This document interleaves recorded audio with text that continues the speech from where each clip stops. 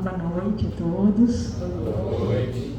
Que é sempre gostoso a gente estar reunido, bom, particularmente eu gosto muito quando a gente vai falar um pouquinho de Jesus, né? Isso me recorda a época que Jesus já tinha sido crucificado e os cristãos saudosos da presença do Cristo se reuniam nas catacumbas para falar sobre ele.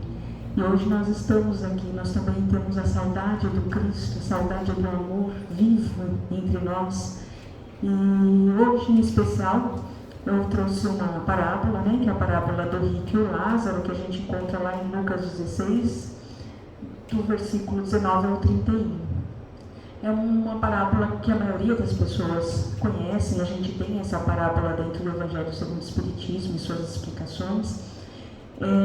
Mas aqui eu sempre gosto, assim, quando a gente vai falar de uma parábola, a gente entender o contexto, né? Por que Jesus começou a falar sobre essa parábola? Anteriormente, Jesus tinha acabado de falar da parábola do mordomo infiel.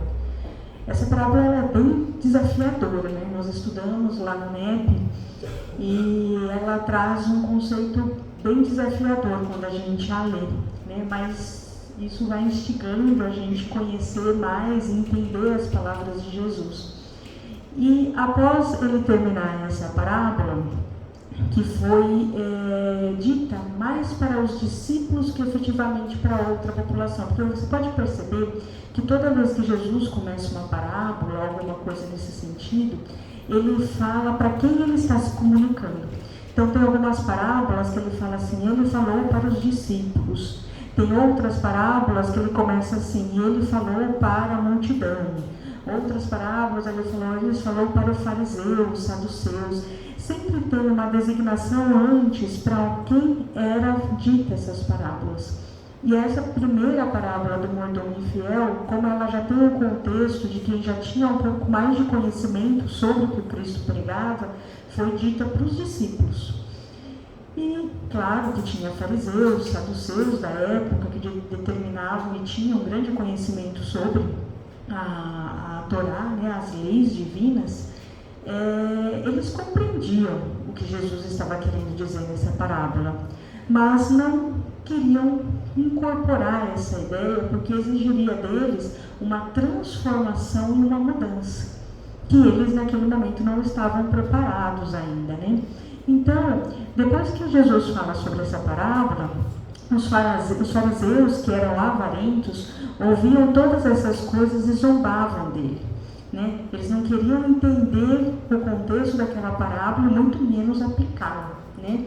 E disse-lhes, vós sois o que vos justificais a vós mesmos diante dos homens, mas Deus conhece os vossos corações, porque o que entre os homens é elevado, perante Deus é abominação, mostrando que muitas coisas materiais, no mundo material que vivemos, e que aquilo, quando detemos, é nos colocado em pedestais, colocados como pessoas que têm sucesso na vida, a gente sabe que não é a mesma toada, né, as mesmas questões quando a gente trata da vida espiritual, né, porque são outros valores, são outras coisas a serem desafiadas, a determinadas.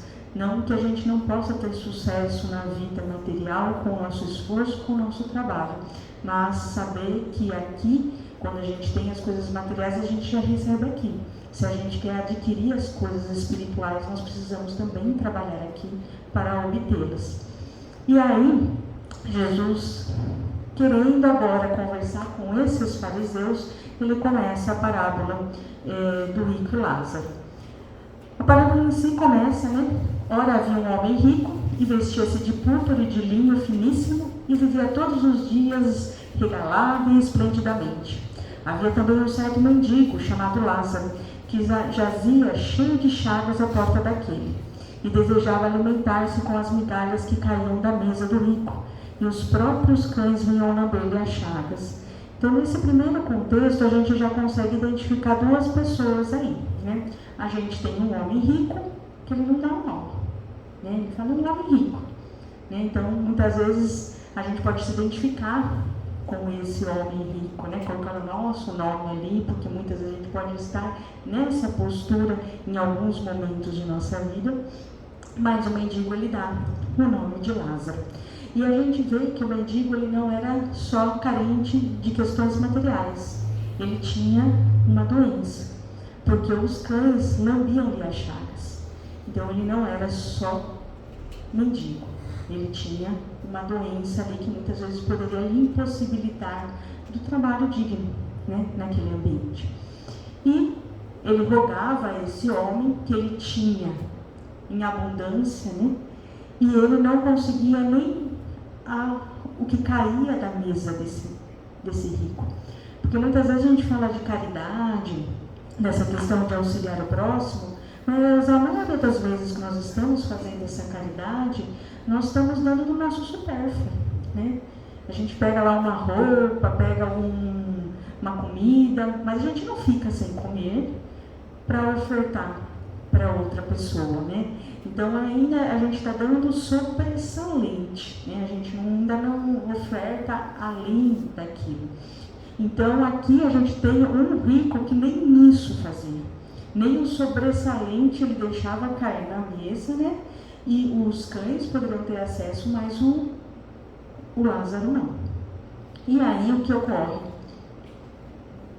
Que no Livro dos Espíritos a gente fala dessa questão do supérfluo, né?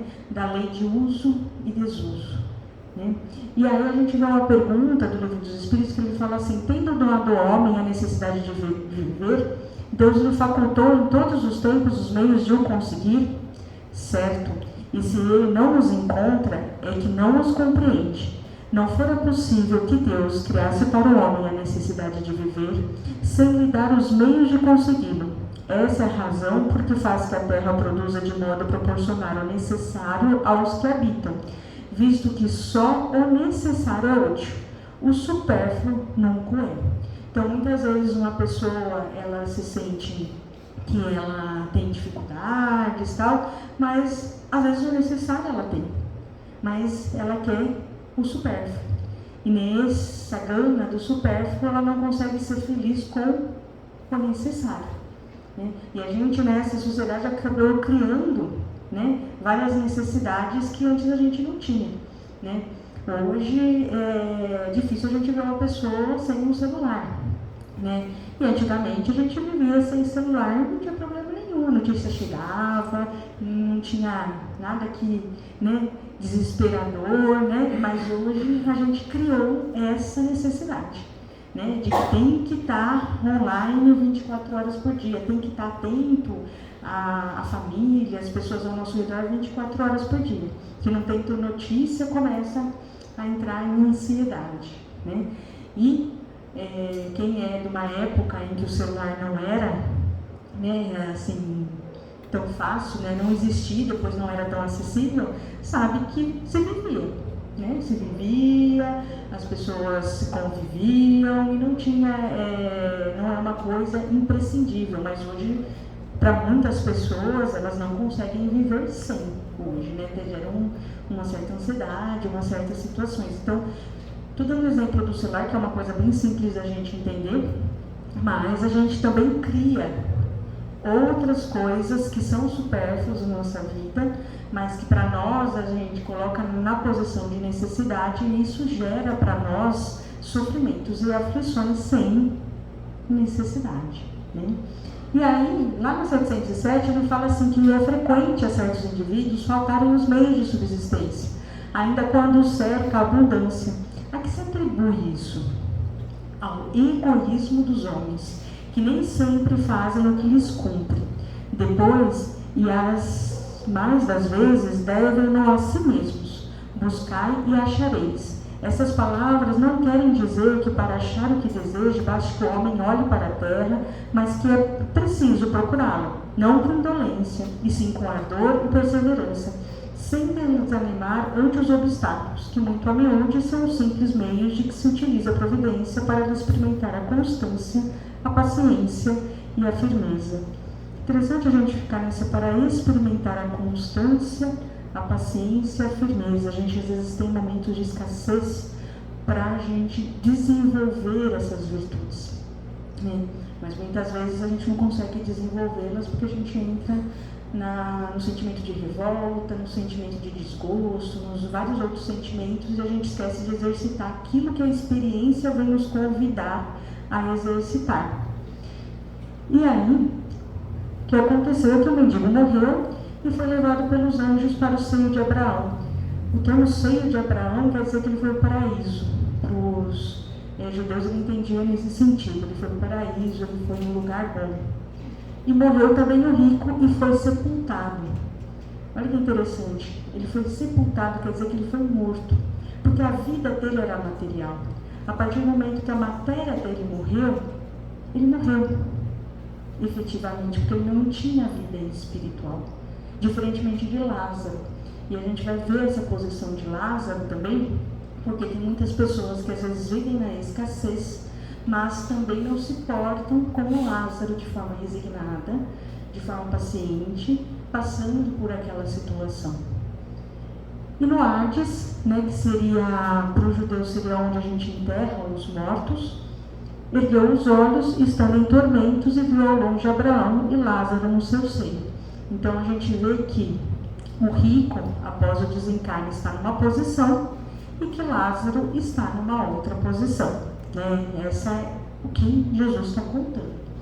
E aí eu quis trazer uma mensagem, um acontecimento, que muitas pessoas que conviviam com o Chico conhecem essa história, e é muito linda, que uma vez o Chico vê um homem em situação de rua, revirando lixo, e ele está com os amigos dele, e ele atravessa e vai conversar com esse moço.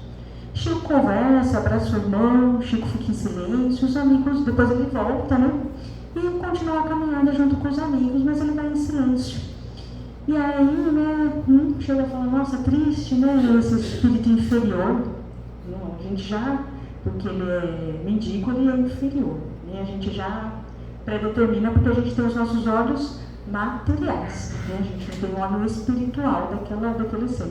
Nessa situação de prova, e aí Chico, meu irmão, o que me chamou a atenção e o que me fez atravessar a rua foi a luz que este ser irradiava, porque o Chico estava vendo o espírito, ele não estava vendo a forma. Ele é um espírito muito evoluído, ele está na sua última reencarnação aqui na Terra, pois ele pediu esta última experiência. Ele quis vivenciar com essas dificuldades, ele está cumprindo muito bem, porque está vivendo com resignação e com alegria em Deus. Coisa que muitas vezes nós, dentro dos nossos lares, sem nenhum tipo de escassez, e tendo muitas alegrias, família, o que comer, nenhum problema de saúde, a gente não consegue. E esse espírito que vai vendo uma experiência extremamente para nós, que seria horrível, mas ele estava vivendo com resignação, aceitando aquela situação dele e ainda com alegria, mostrando aí por isso que é a última reencarnação dele, dá para entender, por isso que ele está reencarnando. Então, qual de nós pode descrever através da aparência o grau evolutivo daqueles que se encontram ao nosso redor? Muitas vezes nos colocamos como professores, instrutores, alguém mais elevado, mas o ensino está nas pessoas mais humildes. A gente teve o exemplo do Chico, a gente tem um exemplo desse acontecimento que é um fato real, que aconteceu na vida do Chico, dos amigos que lá estavam, porque muitas vezes a gente olha a carcaça, a gente olha o que aquela pessoa faz, o que ela é dentro da sociedade, o que ela representa, se ela tem família ou se não tem família, as relações que ela tem, o que ela conquistou, tudo baseado na matéria. Mas a gente não olha aquele coração, aquele ser espiritual que ali está. E muitas vezes a gente acha que um espírito que vive como mendigo é o quê? Um preguiçoso que não trabalha e que está naquela situação porque ele não tem vontade. É a nossa forma de pensar. E muitas vezes que a gente fala, não vai dar comida porque vai ficar mais preguiçoso ainda. A gente é rico. Porque a gente tem mas nem a migalha nós estamos ofertando. Pela nossa forma de enxergar o mundo de forma extremamente materialista. Porque a gente só conhece uma pessoa a partir do momento que a gente escuta essa pessoa. Se a gente vai nos livros em que Jesus conversa com vários discípulos, com várias pessoas que ele vai encontrando, o que primeiro ele faz? Ele escuta a pessoa. Nós não, a gente olha a carcaça e já julga. É assim, assado, não, aquela pessoa não sei o que, a gente não sabe as dores que estão naquela alma, o que ela passou, deixou de passar, né? Que nem a música do Djavan, né? Só eu sei, pelas esquinas por que passei, só eu sei, né? E a gente chega a colocar com a autoridade de professores, não, porque eu entendo o Evangelho, eu entendo a doutrina espírita, então peraí que eu vou te dar uma lição, né? Você precisa sair dessa situação, meu filho. Você precisa levantar, você precisa trabalhar, você precisa não sei o que. A gente sempre sabe como resolver o problema alheio. Agora os nossos mesmo, que é aqueles que a gente precisa, né, que é difícil para nós, porque se a gente veio, né, nessa reencarnação para trabalhá-los, ele é realmente desafiador, né, não seria tão simples assim, mas a gente perde muita energia cuidando da vida alheia, e aquela única vida que a gente realmente pode modificar para ser feliz e tornar as pessoas ao nosso felizes através do nosso exemplo, a gente não o faz, porque a gente está com os viés para fora e nunca para dentro.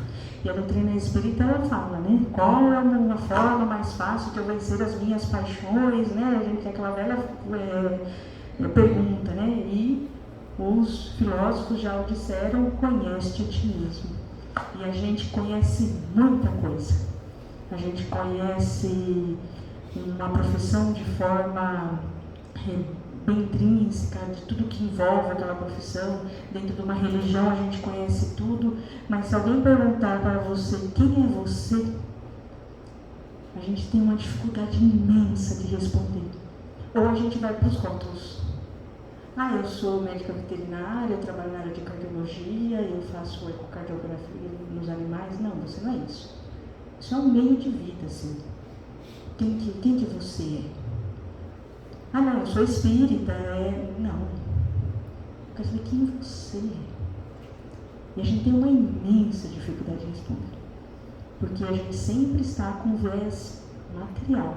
Mas o viés espiritual, o que vai no meu coração, a pessoa que eu me tornei frente a todos os desafios dessa reencarnação, eu tenho muita dificuldade de falar.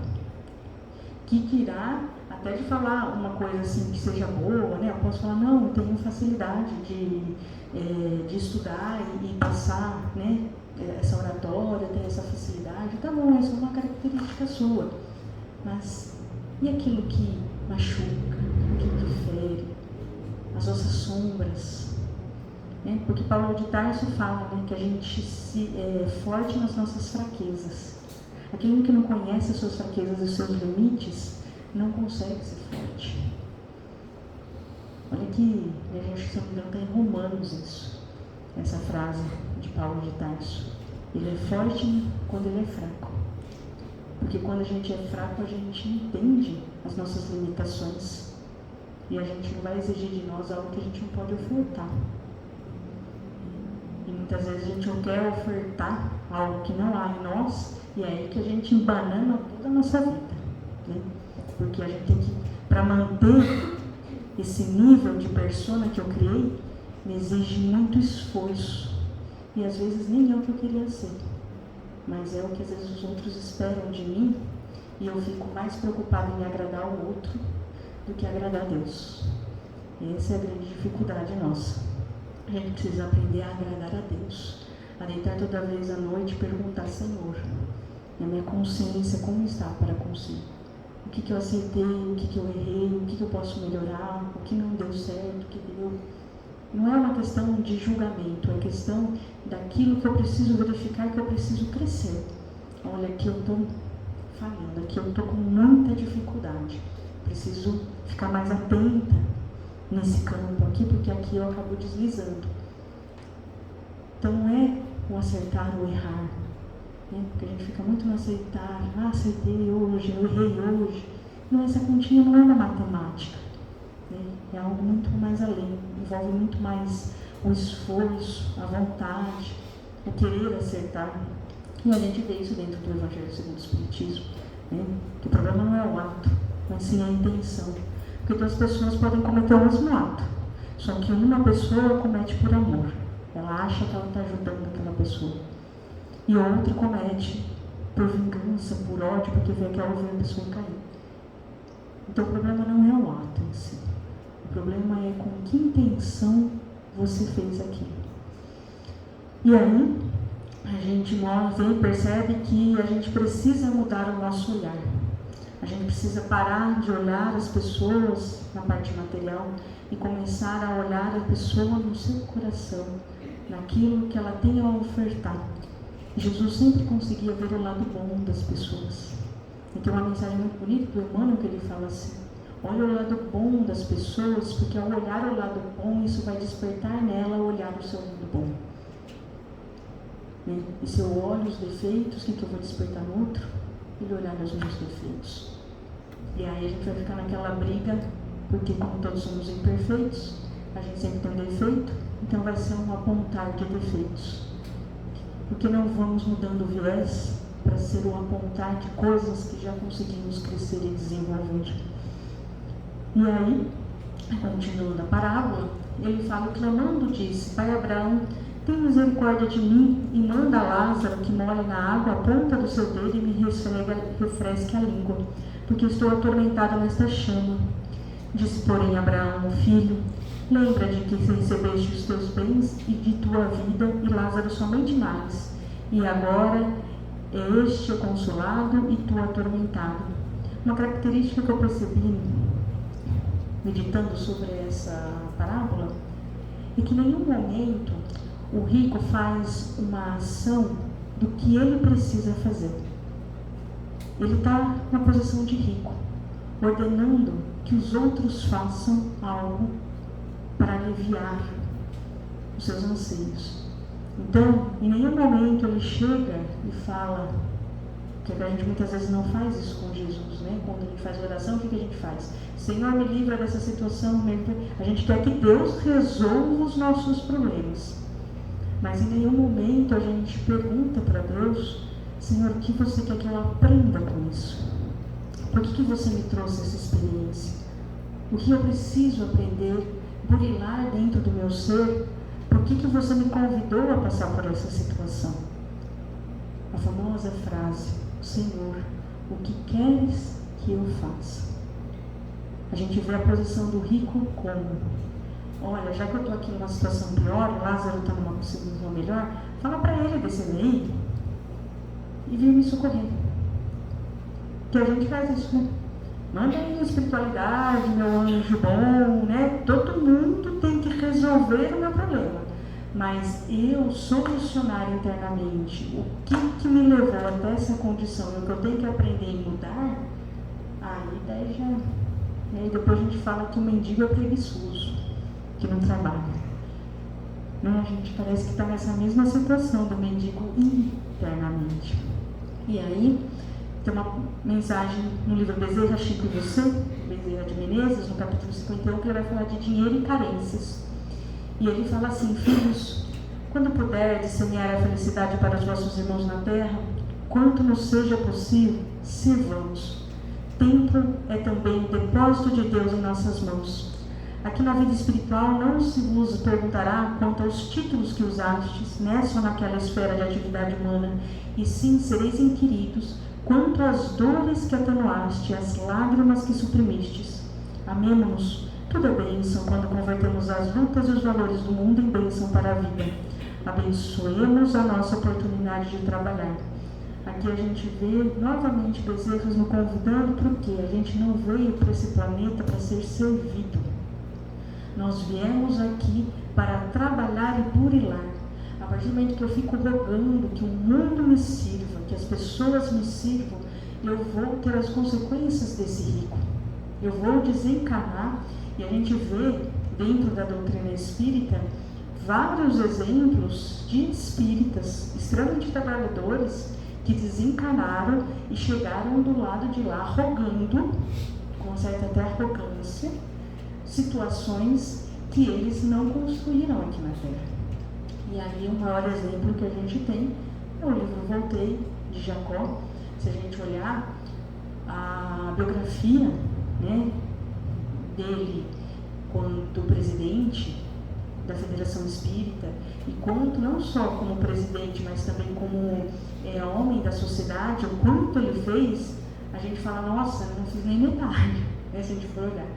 Mas ele fez, que a gente fala, o trabalho-ação. Eu vou lá, eu executo e ponto.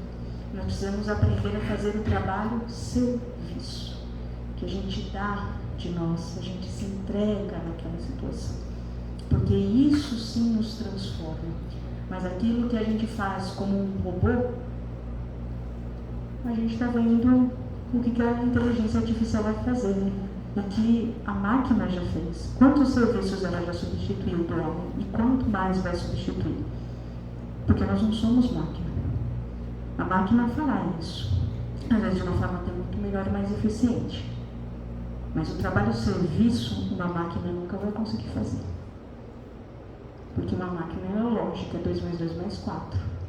O trabalho-serviço nunca, nem 2 mais 2 vai ser 4. Porque existe aí uma entrega, existe sentimento dentro do trabalho. Porque senão a gente faz, né, que nem o Charlie Chaplin, lá na época, né, vai trabalhar, fica, né, só na execução, naquela robotização. E a gente não é robô. Então a empresa que trata os funcionários como robô é uma empresa que não vai para frente. Porque ela não está tratando com robôs, ela está tratando com seres humanos que precisam de motivação, que precisam ser valorizados, que precisam ser respeitados. Então, se a gente não tiver essa noção, a gente percebe que é uma empresa em que às vezes é muito eficiente, mas não existe ali um trabalho onde há satisfação. As pessoas trabalham efetivamente pelo dinheiro e suportam aquilo porque precisam se sustentar e não efetivamente porque amam estar ali. E hoje, graças a Deus, a gente já está tendo essas mudanças de paradigmas, principalmente nas grandes empresas, né? E a gente segue aqui, e além disso, está posto um grande abismo entre nós e vós, da sorte que os que quiserem passar daqui para vós não poderiam, nem tampouco os de lá passar para cá. E aí a gente tem exemplos daí da doutrina, né? O André Luiz está ali, ele quer conversar com a mãe dele, né? Ele fala, onde está minha mãe? Exclamei por fim. Se me é permitido, quero vê-la, abraçá-la, ajoelhar nos seus pés. O que o Lísias fala? Não vive em nosso lar. Habita esferas mais altas, onde trabalha não somente para você. Ela trabalha por toda uma família espiritual. Essa é a grande diferença das esferas espirituais. Ela não trabalha com exclusivismo, ela não trabalha para uma sociedade, ela não trabalha para um país, ela trabalha para a humanidade, a universalidade. Até um dia a gente entender que somos espíritos cósmicos e nós vamos trabalhar, né, de forma planetária na Terra, que ainda a gente não consegue, se a gente não consegue nem fazer aqui o nosso vizinho, né, quanto mais a gente for falar de forma planetária. E aí a gente vê esse exemplo que é da lei de Deus. Não tem como burlar a lei de Deus. Não tem como vibrar baixo e querer ao desencarnar ir para esferas onde as vibrações são maiores. E a gente tem essas explicações de N forma dentro da doutrina espírita, e tem um livro que ele trabalha muito bem, de forma muito detalhada, de forma que você consegue estudar bem essa questão das vibrações e por que não é possível, às vezes, alguns resgates, quando a gente lê Memória de um Suicida. Lá a gente vê por que é tão difícil resgatar esses espíritos que cometeram o suicídio, porque eles ainda têm um fluido vital ainda muito presente na sua constituição. E o fluido vital ele é uma coisa mais material, né? Mas que eles ficam no vale dos suicidas né? E o pessoal fala, né? Fica aquele preconceito, fala, nossa, vale, né? Que horror falar que fica no Vale dos Suicidas. Aí você pega lá umas férias, você vai no hotel Vale do Sol. E eles falam, não, vai ser lindo. Agora o Vale dos Suicidas, é claro que um suicida, quando ele está nesse vale, esse vale pode ser maravilhoso, mas ele não consegue enxergar isso. Ele só consegue enxergar assim. Quando a gente está nos nossos tormentos, a gente pode estar no lugar mais lindo do mundo. A gente não vai conseguir enxergar ali a beleza. Porque a beleza, ela não está fora. Quando visualiza, ela está aqui dentro. Se internamente eu estou bem, eu consigo visualizar o belo. Se internamente eu não estou bem, eu só vejo o mal ou o que é desagradável para mim.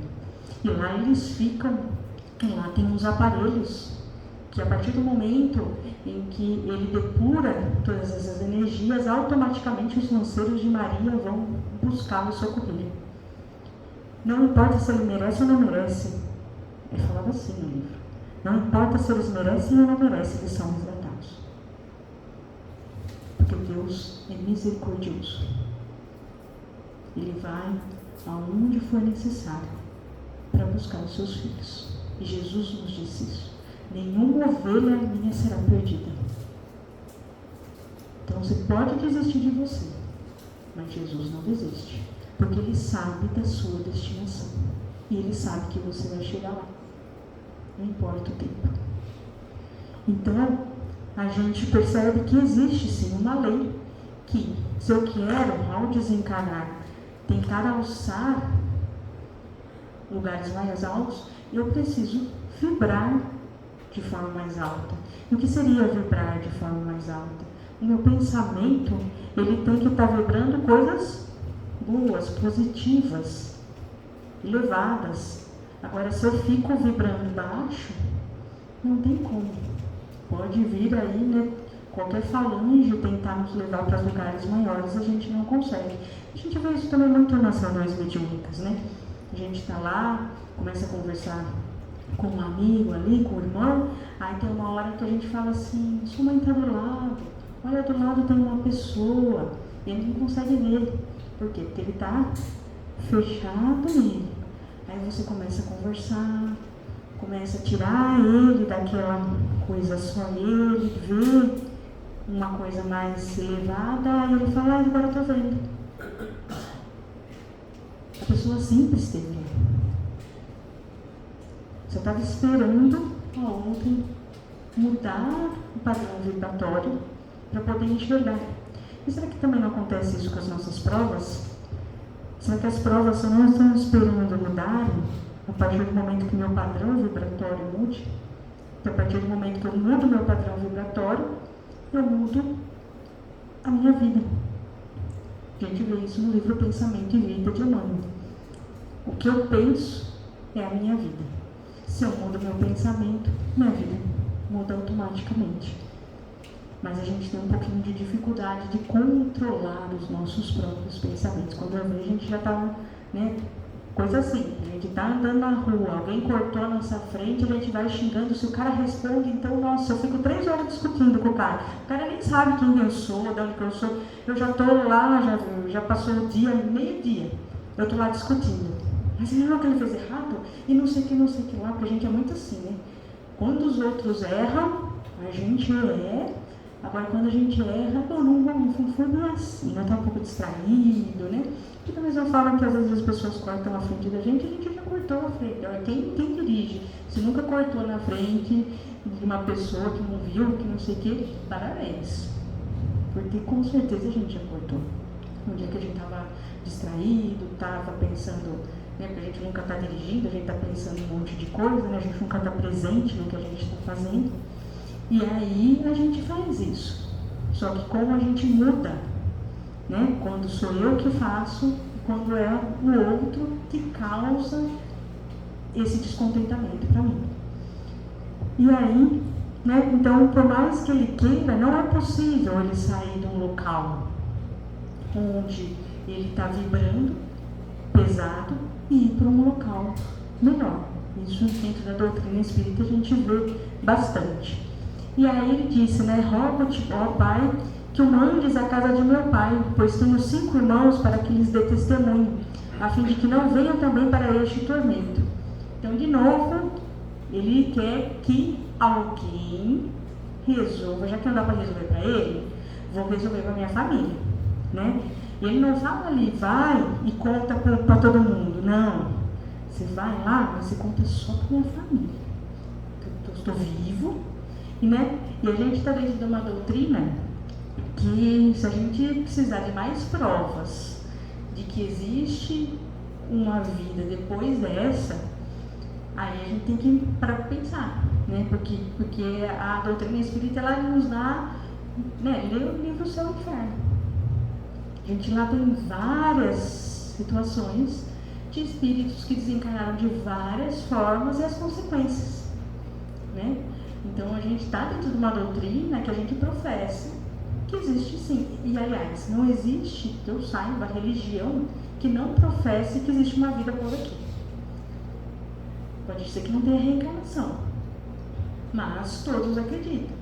Maomé, que vai encontrar as 40 virgens, o cristão que vai no purgatório, no inferno, né? Mas sempre teve essa ideia, ela é inata nossa, que nós somos espíritos, nós já estivemos do lado de lá.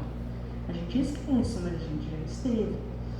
E aí, tem uma mensagem muito bonita no Evangelho por Emmanuel, no comentário do Evangelho segundo Mateus, no capítulo 137, que ele vai falar ante a vida maior. Quem encontra a paternidade divina no mundo respeita a injunção da consanguinidade, mas não se agarra ao cativeiro da parentela. Honra pai e mãe realmente, todavia sabe considerar que o amor pode ajudar, fazer, aprender e sublimar-se sem prender-se. O espírito que penetrou semelhante domínio da compreensão reconhece que sua família é a humanidade inteira. E infelizmente a gente não tem essa consciência ainda, porque ainda a gente vê o outro sofrer, a gente fica em casa assistindo a televisão, vendo o sofrimento e está tudo certo. Agora, quando é o nosso, aí a revolta vem, aí a gente quer mudar leis, a gente quer fazer as coisas acontecerem.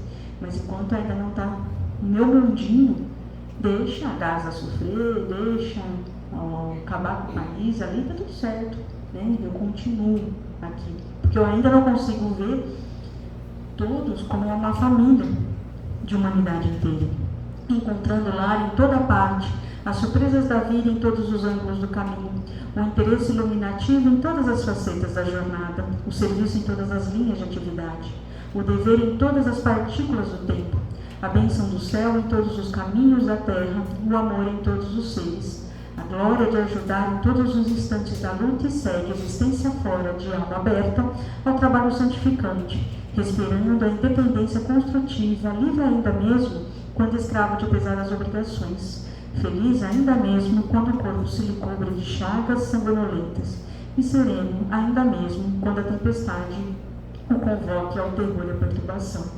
Então, mostrando como, se a gente for começar a analisar, a gente se identifica muito mais com o rico do que efetivamente como Lázaro, né? A gente vai olhando as parábolas do Cristo e a gente percebe como ele está falando de nós, para a gente acordar para essas realidades, né? Se a gente não conseguir ainda fazer, mas a gente aceitar que nós somos isso, que é o primeiro passo. Porque ainda quando eu olho tudo isso, eu acho que eu não faço parte do rico, eu não tenho necessidade de mudar, eu já estou no patamar. Agora, quando eu me olho e vejo fazendo essas mesmas situações em alguns setores da minha vida, eu começo a repensar, falando, eu preciso começar a mudar a minha postura, nem que seja um pouquinho, mas que eu mude. Eu não acho mais que o mendigo, ele está ali por preguiça, e eu vou ofertar comida. Não vou julgar ele, eu vou simplesmente fazer o que eu tenho a mais em abundância e vou ofertar. O julgamento eu deixo para Deus. E aí disse-lhe Abraão, tem Moisés e os profetas, ouçam-nos. E disse ele, não, pai Abraão, mas se algum dos mortos fosse ler com eles, arrepender-se-iam. Ele chega a falar que a pessoa vai ter que se arrepender. E a gente dentro da doutrina espírita, quem está muito tempo dentro da doutrina espírita, pode já ter visto alguns casos assim. A pessoa, ela ela torna médium, ela desenvolve e tal, não sei o que, de repente ela sai da doutrina, ela não acredita mais que existe uma espiritualidade e ela muda totalmente. Então, será que é só o conhecimento de que você é um espírito imortal faz de você um espírito imortal? Pelo jeito não. E isso a gente vê como, né? Eu gosto desse exemplo. A gente vê muitas vezes o médico fumando. Ele sabe os malefícios do fumo. Ele sabe as consequências disso para o pulmão dele. De forma muito mais detalhada do que nós, às vezes. Mas ele fuma. Mostrando que só conhecimento não basta. A gente precisa conhecer. E lembrando a frase de Alcione no livro A Renúncia. O Evangelho precisa ser estudado, meditado, sentido e exemplificado. Existe um processo. Primeiro eu preciso conhecer o Evangelho. Depois eu preciso meditar sobre tudo o que aqui foi dito. Eu começo a colocar no meu dia a dia, nossa, aquilo lá foi rico mesmo. Nossa, aquilo que eu me coloquei na posição do mordomo infiel. Você vai se vendo essas histórias e você vai se colocando nessas histórias. E aí você vai percebendo que há uma necessidade de transformar esse evangelho em sentimento, para que isso mude as suas ações. Então, há um processo a ser feito. Então, não é do dia para a noite, olha, porque eu descobri hoje essa parábola, entendi essa parábola, que amanhã eu vou estar praticando. Não é assim. E a gente não pode ser hipócrita achando que a gente faz isso, porque a gente não faz. Mas que só se o conhecimento dessa parábola me fez eu mudar uma coisa no meu dia a dia, que vai ajudar o próximo, já é alguma coisa. E a gente precisa valorizar essas pequenas mudanças, porque aquele que faz um pouco, um dia fará muito. Mas aquele que nem no pouco faz, não vai conseguir fazer. Então a gente tem uma mensagem do Emmanuel, no livro Pão Nosso, que ele vai falar um pouquinho, né? Disse-lhe Abraão, ele tem Moisés e os profetas, ouçamos, né? Que ele vai falar exatamente do versículo que a gente comentou. E aí o começo dessa mensagem, ele fala assim: a resposta de Abraão ao rico da parábola ainda é ensinamento de todos os dias no caminho comum. Inúmeras pessoas se aproximam das fontes de revelação espiritual, entretanto não conseguem a libertação dos laços egoísticos de modo que vejam e ouçam qual lhes convém aos interesses essenciais. Normalmente a gente não muda, porque a gente tem, né, pela lei de conservação, a gente fica com medo de um dia faltar para nós, então a gente acumula. E daí eu não divido, porque eu vou criando esse egoísmo dentro de mim. Agora, se eu tivesse fé e soubesse que eu não ia passar nada na minha vida que eu não precise, eu ofertaria. Porque no momento oportuno, se uma necessidade chegar e não é para eu passar, Deus vai prover.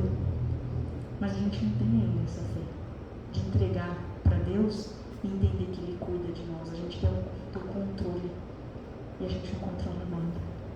Porque a gente pode sair daqui, de repente atropelado, ter um infarto, não está mais aqui. E aí tudo que você projetou, ou que você ia fazer amanhã, acabou. Agora é outra vida, a gente é chamado. Como diz na parábola do mordomo infiel, vai ter um momento que a gente vai ter que dar conta da nossa administração. Nós vamos ter que mostrar para Deus o que nós fizemos da nossa reencarnação. E aí, por isso que Jesus, quando os fariseus se mostram de forma avarenta, com relação à parábola do mordomo infiel, vem mostrar: se vocês continuarem nessa posição, vocês irão desencarnar, irão padecer as consequências. O que seria padecer as consequências? Você vai ter que reencarnar de novo e fazer tudo de novo. É repetir de ano. Não é punição. Você vai ter que repetir. Então, quando o professor ele não deixa você passar o ano, é porque ele sabe que você não vai ter estrutura para o próximo. Então você vai ter que repetir esse ano. Então tem reencarnações que a gente vem, a gente repete, até uma hora que a gente cansa. Daí ele fala: agora eu vou, né? Tem aquela história bem interessante do Haroldo, que ele fala do cachorro, né? Ele chega no local e aí tem uma historinha de que o cachorro está sentado num prego. E aí ele fala assim, nossa, mas porque o cachorro, ninguém faz nada, porque que, né, o cachorro só ia, o cachorro berrava, chorava, né, ficava fazendo aqui. Por que ninguém faz nada? Porque o cachorro não levanta e tal. Ele falou, na hora que a dor for suficiente, estiver excruciante, ele vai levantar. Se a gente não se mexeu, é porque ainda a dor não é o suficiente. E o amor ainda não nos despertou o coração para a gente se movimentar. Porque Joana de Ângeles fala que a dor só nos vem visitar quando todas as situações de amor foram ofertadas e a gente não aceitou. E aí a gente olha quantas dores a gente já trouxe para a nossa vida, porque a gente não aceitou o amor na primeira. Porque a gente não precisaria evoluir pela dor. Eu posso evoluir pelo aprendizado, modificar antes que a prova venha, exercitar essas virtudes antes que a prova venha. Mas o que a gente faz? A gente fica, hoje o dia tá bom, vamos fazer um Netflix, pipoca, né? Vamos fazer uma coisa gostosa. Aí quando a dor chega, fala, opa, agora eu preciso me movimentar, agora eu preciso andar, que é a hora que o cachorro sai. Então, pode ter certeza que se a gente está cômodo numa situação, está doendo, a gente não está se movimentando, é porque não está doendo o suficiente. Porque na hora que estiver doendo, a gente levanta, a gente caminha. Né? E não pense que existe final de poço. Porque se eu for para o fundo do poço, sempre vai ter mais. Porque as pessoas falam assim, eu preciso chegar no fundo do poço para voltar. Não existe fundo do poço. Porque você pode ir caindo. E quanto mais baixo você for, mais difícil retornar. Porque a escalada é mais difícil. Porque você foi, né, cavou muito lá embaixo. E para voltar você vai ter que fazer esforço para um dia chegar e ver a luz. Então não brinque com essas coisas. Não queira cavar muito poço para baixo. Porque quando a gente cava para baixo, uma hora a gente vai ter que voltar. E a volta não é muito legal. E a gente às vezes fica cavando muito esse poço na revolta. E cava e vai para baixo, achando que está machucando os outros ao redor, ou seja lá quem for. Ilusão. Porque uma hora você vai se dar conta e a volta não é fácil. E aí, a gente encerra, né? Porém, Abraão disse, se não houve a Moisés e aos profetas, tampouco acreditarão, ainda que algum dos mortos ressuscite. Né? Mesmo que venha, né, uma pessoa... A gente teve isso, né? A gente teve Jesus. Ressuscitou e mostrou para nós que existia uma vida após essa vida. Mas, quantas vezes a gente... Isso foi há 2000 anos. Quantos anos a gente talvez descobriu que existe uma vida espiritual? Já que essa é a primeira reencarnação, será que é a segunda? A gente não sabe. Mas vamos aproveitar que hoje já compreendemos isso para tentar mudar pequenas ações. Não vamos querer ser Madre Teresa de Calcutá, ser Chico, porque nós estamos muito longe disso. Muito longe. Aliás, um Chico, uma Madre Teresa de Calcutá nunca viria numa palestra. Porque eles trabalham. Eles estão trabalhando constantemente, eles não têm tempo. Vai ver o filme da Irmã Dulce. O que foi uma briga dela.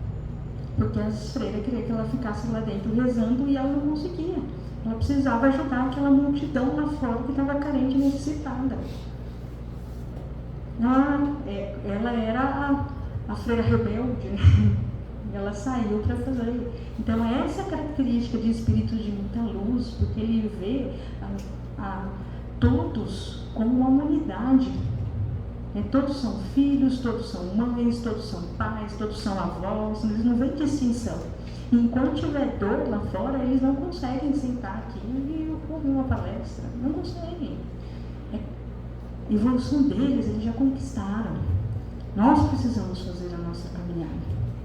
E a gente precisa fazer primeiro no pouco, para um dia a gente conseguir reencarnar de forma missionária para fazer no mundo. Né? E aí fica essas reflexões, né? Onde nos encaixamos nessa parábola.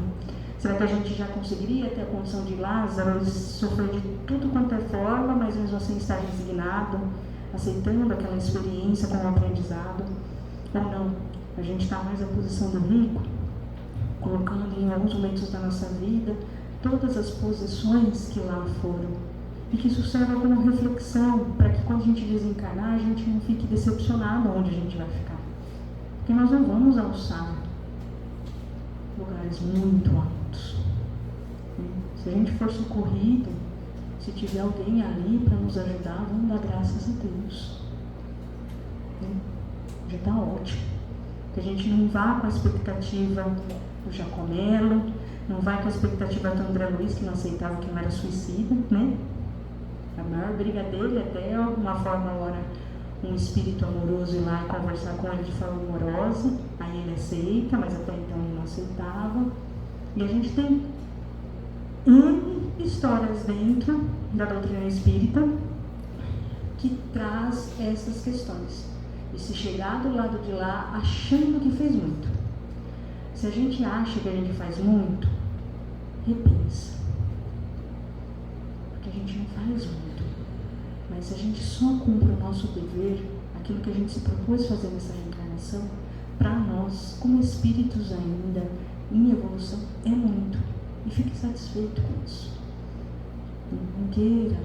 E se você for fazendo isso de forma gradativa, pode ser que até o final dessa reencarnação você esteja fazendo muito. Mas deixe isso para Deus. Porque muitas pessoas trabalham por bônus hora. Sempre tem intenção. Ah não, eu já vou ter bastante bônus horas, vou chegar lá, eu já vou ter uma casinha. Cuidado. Qual que é a intenção de que você faz o bem? Faça o bem pelo bem, por amor ao bem. A gente tem a velha passagem do Salmo, né? O Senhor é meu pastor e nada me faltará. E aí tem uma frase que eu acho muito bonita, né? Leva-me diante das águas para descansar. Guia-me, Senhor, por veredas retas, por amor a teu nome. Que eu caminhe para o bem, por amor a Deus. Não por interesse de, ao desencarnar, estar num lugar bom. Né? Que a gente repense essas nossas atitudes, para a gente não se decepcionar do lado de lá. Então, a doutrina espírita, né, tem tantos relatos da vida após a morte. Será que vivemos de acordo com este conhecimento? Será que a gente vive como um ser espiritual, um ser imortal? Será que eu estou fazendo essa construção hoje? E tanto Kardec como Jesus nos diz que fora do amor, fora da caridade, não há salvação. Nossas ações, elas estão pautadas nessa máxima. Né? A gente já veio várias pessoas dizendo, né? Ama, né?